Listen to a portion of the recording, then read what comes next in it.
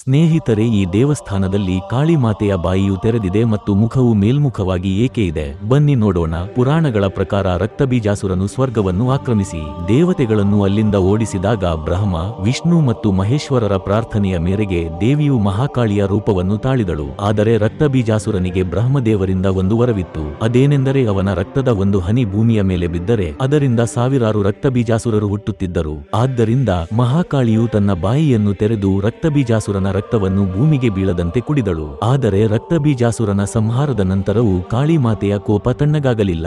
ಆಗ ಶಿವನು ಅವಳನ್ನು ಶಾಂತಗೊಳಿಸಲು ಅವಳ ದಾರಿಯಲ್ಲಿ ಮಲಗಿದನು. ಯಾವಾಗ ಕಾಳಿ ಮಾತೆಯು ಶಿವನ ಮೇಲೆ ಕಾಲಿಟ್ಟ ತಕ್ಷಣವೇ ಪಶ್ಚಾತ್ತಾಪದಿಂದ ಕಾಳಿ ಮಾತೆಯ ನಾಲಿಗೆ ಹೊರಬಂತು. ನಂತರ ಅವಳು ಬೆಟ್ಟಗಳ ಗುಹೆಯಲ್ಲಿ ಹೋಗಿ ಅಡಗಿಕೊಂಡಳು. ಇದೇ ಸ್ಥಳವು ಇಂದು ಉತ್ತರ ಪ್ರದೇಶದ ಮಿರ್ಜಾಪುರ ಜಿಲ್ಲೆಯ ವಿಂಧ್ಯಾಚಲದಲ್ಲಿರುವ ಕಾಳಿ ಖೋ ದೇವಾಲಯವಾಗಿದೆ. ಇಲ್ಲಿ ಇಂದಿಗೂ ಮಾತೆಯ ಮಸ್ತಕವು ಮೇಲ್ಮುಖವಾಗಿದ್ದು ಮತ್ತು ಬಾಯಿಯು ತೆರೆದಿದೆ. ಸ್ನೇಹಿತರೆ, ಈ ತಾಯಿಯ ಆಶೀರ್ವಾದವು ನಮ್ಮೆಲ್ಲರ ಮೇಲೆ ಇರಲಿ ಎಂದು ಕಾಮೆಂಟ್ ಬಾಕ್ಸ್ನಲ್ಲಿ ಜೈ ಮಾ ಕಾಳಿ ಎಂದು ಬರೆಯಿರಿ. ಇಂತಹ ರೋಚಕ ಕಥೆಗಳಿಗಾಗಿ ಈಗಲೇ ಫಾಲೋ ಮಾಡಿ.